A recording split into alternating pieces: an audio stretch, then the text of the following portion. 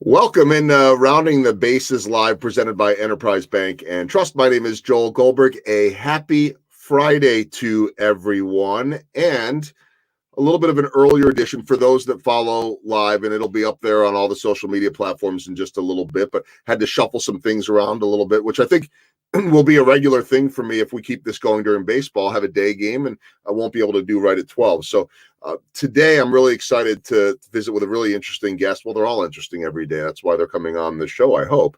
But I want to thank my friends at Enterprise Bank and Trust for their partnership, and I know they are extremely busy right now, so I'm really grateful for that. Check them out at enterprisebank.com. Hashtag no stopping you. And Fridays is the day that Casey Cattle Company delivers to the Kansas City area. They do that in person, and they ship to all 50 states.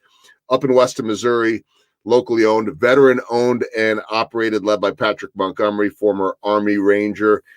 Wagyu beef, you name it, the steaks and everything that they have are incredible. We didn't order this week because we did last week, and that's taken care of us for a while. But it's certainly a great opportunity right now to be able to order that food right to your house and support a local business. So appreciate the partnership also with Casey Cattle Company, and you can check them out on their website or their social media to stay in touch with them. Everyone right now has questions about the economy. Everyone right now is affected. I think we're probably always affected by the economy, but truly one of the most interesting people that I know. And let me start by saying this. I don't know any. I'm not an economist. I'm not good with that kind of stuff. I'm probably more likely, if I were to hear an economist speak, to maybe start to fall asleep. That is not the case with my guest right now. Chris Kuehl joins me. He is an economist.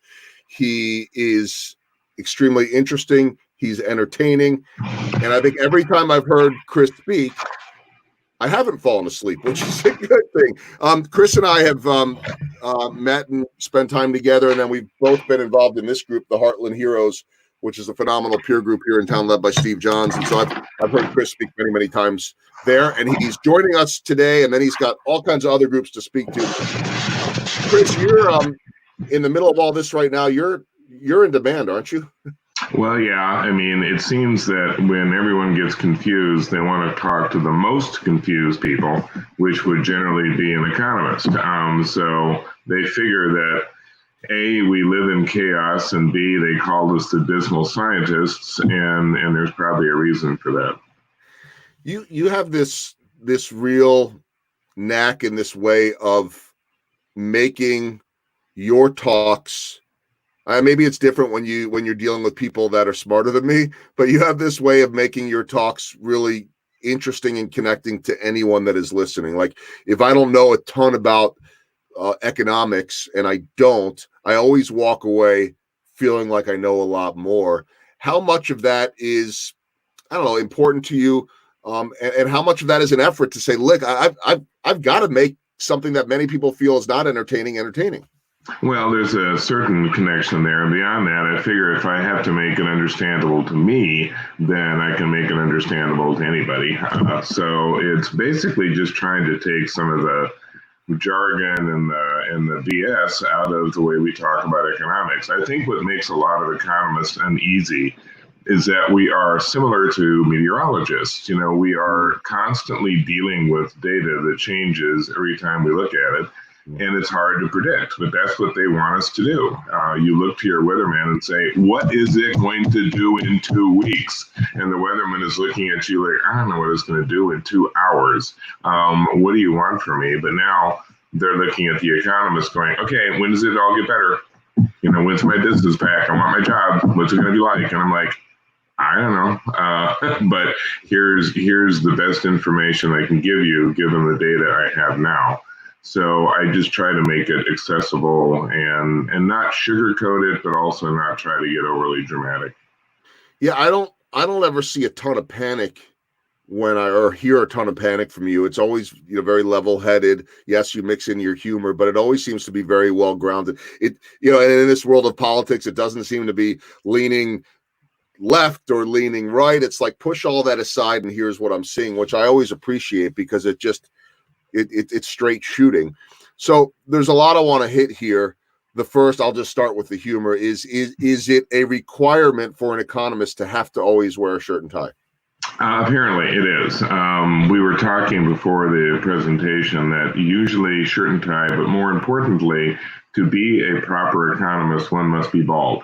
So if you look at most of the economists, Ben Bernanke, Greenspan goes back, they were all bald. So that's part of it.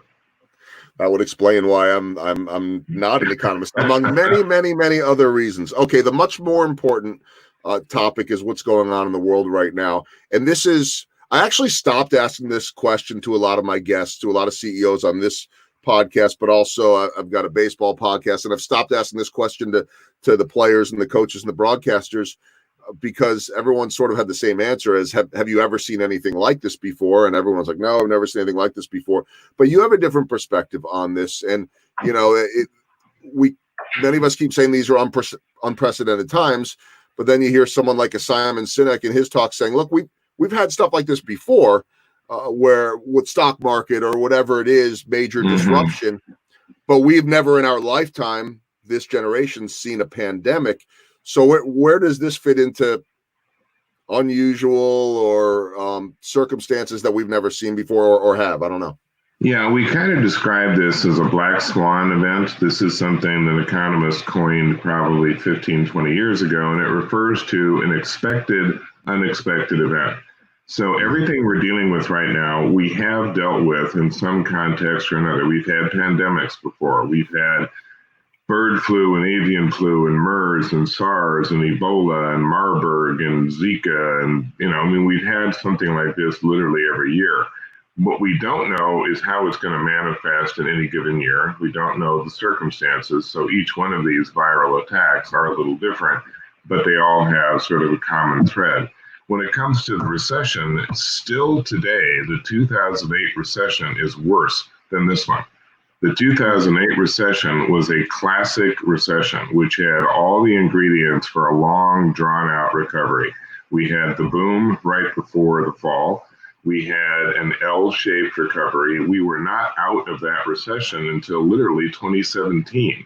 We lost 9 million jobs compared to the 25 million we've lost now, but it took us nearly a decade to get those jobs back. The jobs we've lost now, 80 to 85% of them are being described more as a furlough. It's kind of like what the auto industry does every summer when they lay everybody off for a plant retool, and then they bring them all back when the retooling is over. Virtually 85% of the workers have literally been told by their former employees, look, we're shutting down because we have to. The minute we come back to life, you're being rehired. We can't focus function without you. So the vast majority of these jobs will come back immediately. The ones to worry about are going to be that 15 to 20% that don't come back right after the reopening. Those are the people that they worked for companies that have gone out of business, or they worked for companies that have seen such a serious decline that they can't come back. So we're still dealing with something we have some familiarity with, and because it was an artificial recession, a lockdown recession, it is almost guaranteed to be one of these classic V's where it goes down in a hurry and then comes back in a hurry. There was a report out from JP Morgan, Morgan Stanley, Goldman Sachs. All three of them said, yep, this is a V. We're going to be back by third quarter. So how unusual is the V then? If you talk about the L, we've seen the L more frequently. How unusual is the V, and how I understand how it's different, but how does that look on the other side? Where's the progress? It used to be very common. It used to be that all the recessions were some version of a V. You'd sometimes get a little bit of a U where it sort of stays at the bottom for a while. The last recession was the unusual one. That was the one that lasted far longer than they normally do. What generally happens with V's or U's is that when you come back, you actually come back stronger than when you went into it, because you have pent-up demand, you have an aggressive attempt on the business community to come back. Weaker companies are the ones that tend to fail, and then they're replaced by stronger companies as a rule. That may not happen as much with this recovery as it has with past recoveries, but generally speaking, you get a boom, and there are still a lot of predictions for boom activity towards the end of this year. Kind of depends on the consumer. I mean, everything is going to come down to the consumer. Business will reopen within the next probably month or less. Then the question will be, will we go back to our old habits? If we don't go back to shopping like we used to, if we don't go to restaurants, if we don't go to sporting events, you don't get the recovery. But the polls right now indicate that the consumer is, as soon as you let me, I'm going back to my old life. Well, there might be a little something to being cooped up that has to do with that. And the other side is, like you mentioned, if the jobs are still there when you come back, for many, then they're going to have that money to go and spend. I hesitate to ask this, and you just talked a little bit of a timeline there, because I have people every day ask me when baseball is coming back, and I'm like, look, if I give you a date, then you can call me a liar, because I don't know, and there's a lot of elements that are going to still affect that one. But I'm wondering, when you talk about this coming back and sounds like sooner rather than later, how does the fall and the winter and the at least talk of this coming back again affect all of that? Yeah, the projections that most people are looking at right now are those that are put out by the University of Washington. They started doing this really early because they kind of got hit with this early. They are projecting that most of the states will have hit the peak infection rate this week and next. So a lot of them hit it last week, a lot were hitting it this week, which kind of fits the pattern that we've seen in Asia and Europe, because both of those regions have seen the peak and now a decline in infections. The same University of Washington is looking at when things reopen, and they are predicting that by the end of May, the vast majority of the states will have decided to reopen, if not 100%, very close. It's going to be phased in. It's going to be retail first and restaurants next and business meetings third. Sporting events will probably be one of the last things to be reopened fully, but more likely it will be reopened with new protocols, things to control the potential spread of the disease. In terms of how it reappears next year, some of that's going to depend on basically the 3 T's, which is the testing, tracing, and treatment. Testing is way up. We're still not in the same ballpark as, say, the Germans. The country that's done the most testing, by the way, is Iceland. So if you want to go someplace really safe, Reykjavik sounds really good this time of year. But then we have to try to figure out how to track people who might have the infection, and then finally treatment. The good news on the horizon is that the Germans now think that they're maybe 3 or 4 months away from a vaccine. They have started human trials. The first trials with mice turned out to be spectacularly successful, and now they've got about 500 people that are undergoing human trials. If that is the case, this company has already agreed to share all of its technology with anybody in the world that's working on vaccines. And right now, it's basically us, Japan, and Germany. So if the Germans progress, and one of the interesting things about leadership, everyone was like, how come the Germans are so far ahead? And the Germans just looked and said, you are aware that our chancellor is a scientist, and she worked as a scientist for 25 years before she became the prime minister. So as soon as this came up, she was like, put all the money into science. And they did. So, hey, as long as somebody's figuring this thing out and they share it with the rest of us, obviously the world will be a better place. How do things look when this all ends in terms of industry? Because everyone keeps talking about change that'll come from this. Right. More people potentially working at home.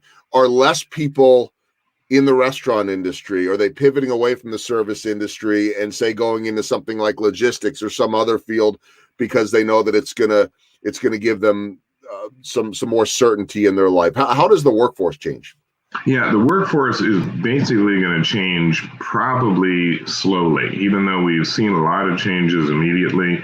like the polls that were issued when we first started working from home, wild enthusiasm. Everybody was like, wow, this is great. I can sit around in my robe all day and work. And then about 2 weeks into it, it was like, I am so bored. I am going to lose my mind. I want to see my work friends. I want to go to Starbucks again. And so all of a sudden, people are realizing the limitations of working from home. The managers are all going ballistic. They're going, I can't see anybody. How can I manage somebody? I don't even know if they're working half the time.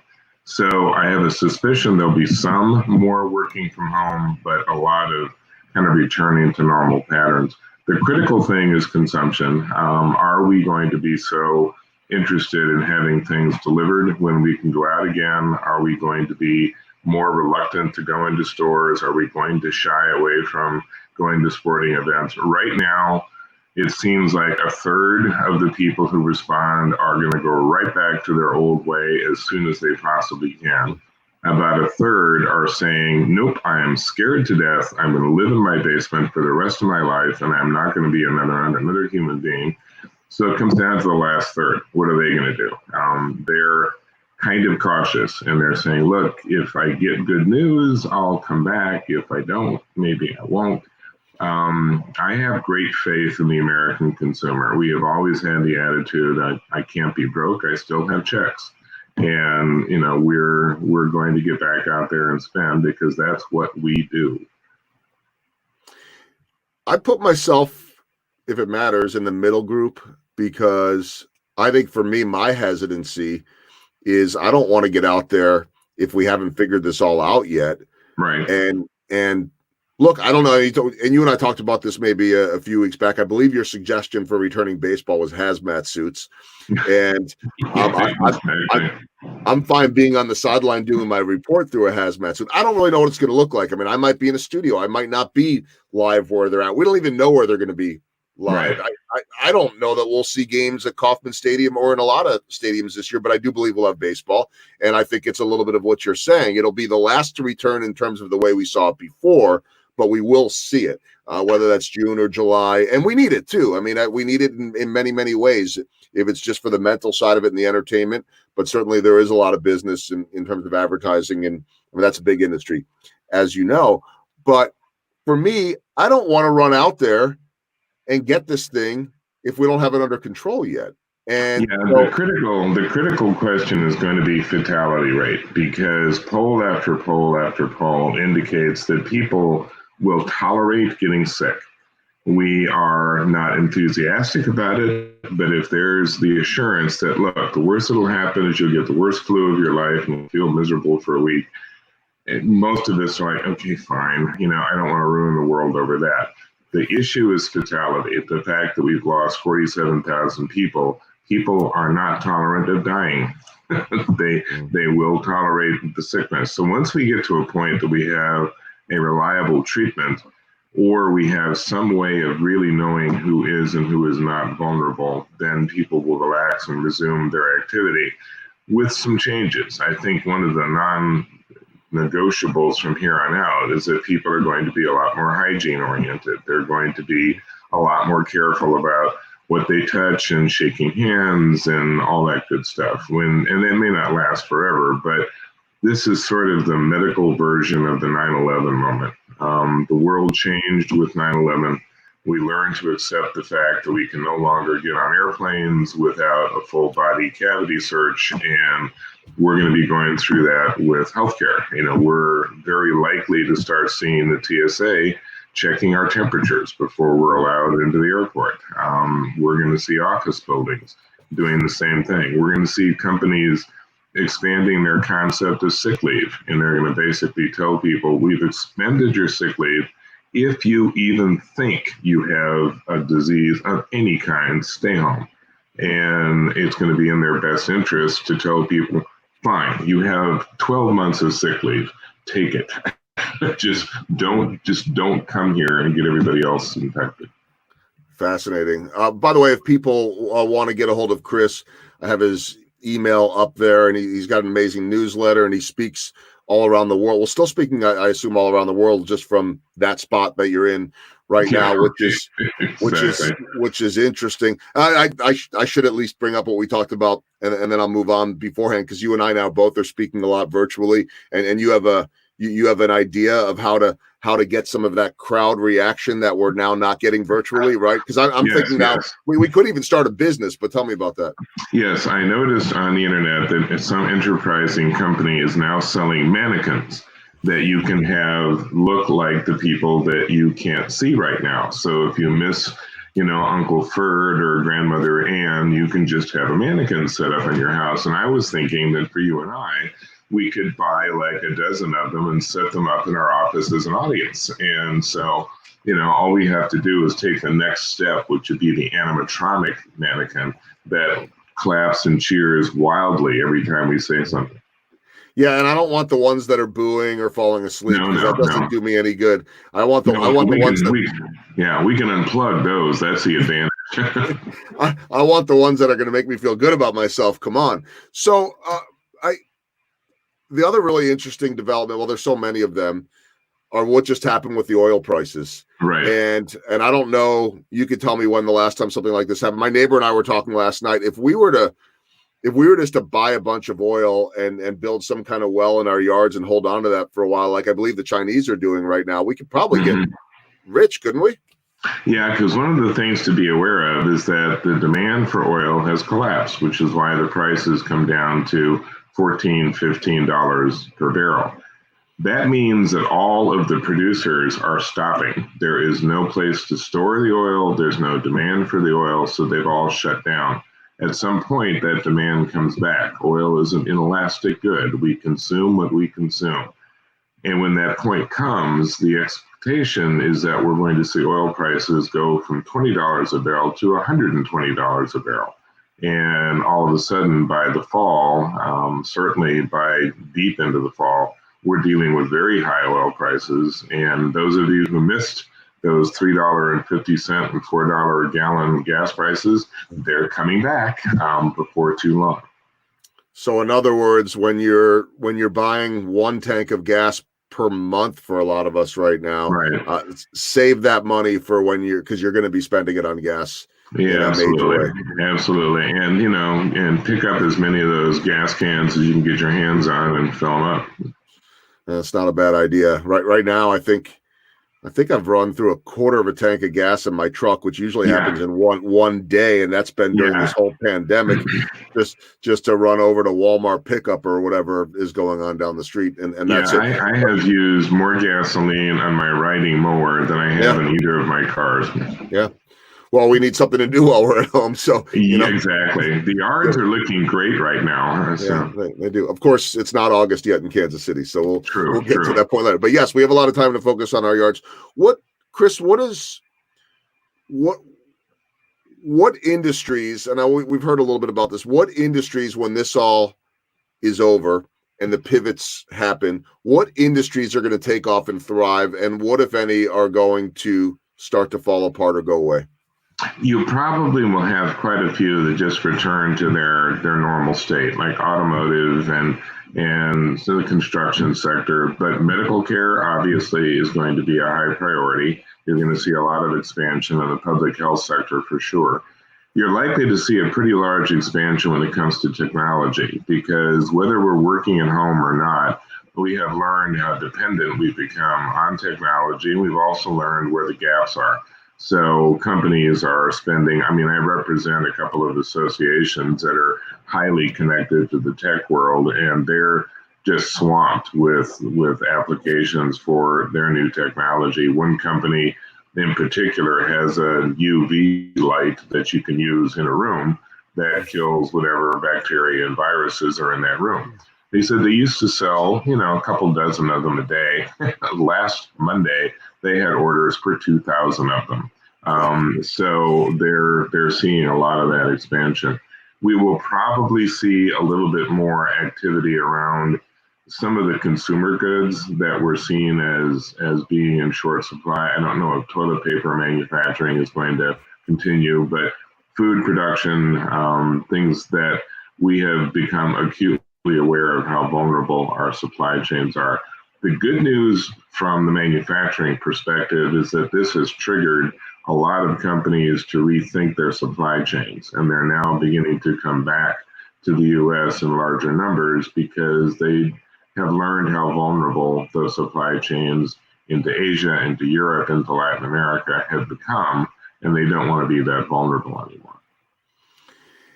And you mentioned before that people are going crazy working out of the house. I can attest to that.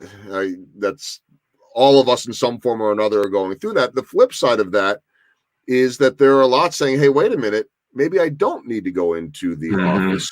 So two questions on that. One, does that change anything in terms of office structure or construction or the way that companies are going to redo or build their buildings? And two, is there anything in terms of generationally with that? Is this going to become a millennial thing to say, "Hey, I don't need to go into the office"? Is this going to be, I mean, I've heard you talk before about boomers, millennials, and the differences and all of that. How much with all of this does that come into play? It comes into play to a degree, but one of the things we're going to be watching is kind of the hybridization of working. People will probably start getting the option to work at home a day or two a week, and then the rest of the time they come into the office. We haven't seen a real decline yet in construction of office buildings. Part of that has been offset by the expansion in medical centers. I mean, there's an awful lot more of that construction going on than there was. In terms of the generational differences, what's interesting is that the millennials have been the least enthusiastic about working at home exclusively. And I think part of the issue there is that millennials are a lot more social than other generations. I mean, if you look at kind of generational behavior, the boomers have reached the age where we don't like anybody anyway. We have been isolating ourselves slowly over time, and we're kind of like, yeah, well, the world now belongs to the introvert. So we're happy. The millennials are group oriented; they're social, and they're the ones that are complaining about the fact that, hey, half the fun of being in the workforce was hanging with my buds and going down to the coffee shop. And if you look at how companies were recruiting millennials, it was a lot around social activity, opportunities to hang out at the workforce and play foosball and all that sort of stuff. It is no fun to play foosball alone. No, maybe virtual darts. I'm not sure. Yeah, exactly. But it's interesting the way you say that, and I'm almost seeing that. I know this is the smallest of snapshots, but we, like many people right now, are doing the nightly neighborhood social distancing happy hours in driveways, and when you look at some of these, my age, I guess I'm Gen X, but certainly my age, you see like couples sitting together, and then everybody else is like 6-10 feet apart. You see the millennials, especially the younger millennials, and they're like, well, I don't know if I should hug or not, but they're just closer together. Right. And then the boomer generation is, I'm not going there, or I don't care, or I don't care. Yeah. And I almost feel like I see the same thing with masks in the grocery store and the stores. It kind of lines up that way. It's really fascinating just to sort of see how everybody's going through this. Yeah, it really is interesting because when the social distancing started, I suddenly realized that I saw more of my neighbors than I had in years. I didn't even know these people lived here. They're all going for walks. And I also saw the largest collection of really exhausted dogs I've ever seen. The dogs at first were like, wow, we get to go for a walk. And then after a while, I was like, really? Another walk? Leave me alone. So this is where it helps to have cats. The cats are just, I have 5 of them, and they're just looking at me like, why are the servants still here? Why haven't you left? That is the entertainment you get from Chris Kuehl, along with the tie, and I think the cats and the grandfather clock. I think I hear in the background. You are. I mean, you. All right. Before I let you go, we'll wrap things up. As the average layman, like myself, or maybe I'm less than average, I don't know. What should I be looking for in the coming weeks to give me hope? You talked about sometime in May. What are some signs or places around the world? Like from my standpoint, I see baseball is back now in Taiwan. By the way, they have mannequins in the stands, and then they have cheerleaders that are walking around the mannequins, but that's weird. Baseball in Korea is supposed to come back in a couple weeks, and that might be, after the U.S. and Japan, the highest level of leagues. It's big time competition over there. So I do think we'll see that follow in baseball terms, but put baseball sports aside, what should the average person be looking for in these coming weeks for a positive sign? Yeah, I think the three positives to look for, one is other countries, because we are roughly 4 weeks behind the Asian countries, 2 weeks behind Europe in terms of how this virus has played out. Asia has largely seen recovery. A lot of the businesses opened up again. They have reached that peak of infection and now on the downside of the bell curve. They're also starting to deal a little bit more with the secondary infections, but those have not been as serious as they were anticipated to be. They've been a little easier to control. Europe is the next place to watch. You now have seen real improvement in places like Germany. Germany was on top of this real early, where we have had 47,000 deaths, they've had 4,000. Wow. And a lot of it has to do with how they have handled everything from the social isolation. Culture has played a big role. Germans follow orders. We tend not to. The second thing to watch for is the level at which consumers come back to the stores. If we start to get the openings in May and people immediately respond and you start to see retail numbers improve, that sets up a very successful summer. Summer is travel season, it's vacation season, it's the season where we do a lot of consuming anyway, so the timing could not be a lot better. And then, of course, the third thing is just to watch the medical news. If we are getting more and more recoveries, fewer fatalities, if the infections are becoming a little more concentrated, which is kind of what we're seeing. The numbers that we're seeing increase are they're with the more vulnerable population. It's been the elderly, it's been people who have compromised immune systems. We now know that there's some kind of connection, though we don't know what it is for sure, between obesity and vulnerability. So if we can get to a point of saying, now we know who's at risk and we can try to take better care of them. I mean, just the fatality rate, if you're over the age of 65, it's 13.5 per million. If you are under the age of 50, it's 1.4. So there's a major difference just because of age. Well, it's all fascinating. As much as the disruption and everything that it's wreaked havoc on so many of our lives, it's just fascinating for me at least, to watch history going on. I mean, I know you chronicle that on an everyday basis, but and I'll wrap it up with this. Is this, in your terms, is this the most unique occurrence that you have seen in your career, or just another one? It's comparable to the change we experienced with 9/11. I think people kind of forget that the entire world changed with 9/11 as well. Almost everything we now take for granted when it comes to security and all the rest of that stuff didn't exist prior to that. We did not think about the issues of terrorism and security until that date, and nothing has been the same since. This will be the same. We have just had our healthcare 9/11 moment. And 10 years from now, people were like, well, yeah, of course you have your temperature taken before you get on a plane. We've always done that. Well, no, we didn't always do that. But starting in 2020, we did. Yeah, I always like the movies that we watch with our kids from the 80s or 90s or before, and they see somebody running up to the gate to go meet their family. It's like, wait, they can't do that. It's like, well, no, actually, we used to do that. So I think times change without a doubt. Chris, I know you're a busy man. I appreciate you doing this for everyone. If you want to reach Chris, get the newsletter, whatever it is, his email is up there, and I sincerely mean it. One, I love listening to you every time, and I don't generally listen to economists because I'm not that smart. So I don't know if that's my way of saying you dumb it down for me. I know you could raise the level if you need to too, but it's entertaining. It's always informative, and I really appreciate you sharing this with my audience today. Stay safe.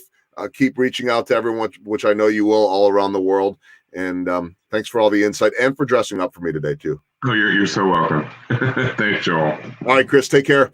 That's Chris Kuehl, and hopefully you get a little piece of that now and understand why he is so good. I encourage everyone to share this through your networks. I think everyone will learn from it. Most importantly, have a safe weekend. Have a good weekend. I want to thank once again the Casey Cattle Company for their support. Check out their website. They deliver to all 50 states Wagyu beef. And of course, my friends at Enterprise Bank and Trust, #no stopping you. Couldn't do this without them. Have a great weekend, everyone. I'll see you back here on Monday on Rounding the Bases Live, presented by Enterprise Bank and Trust.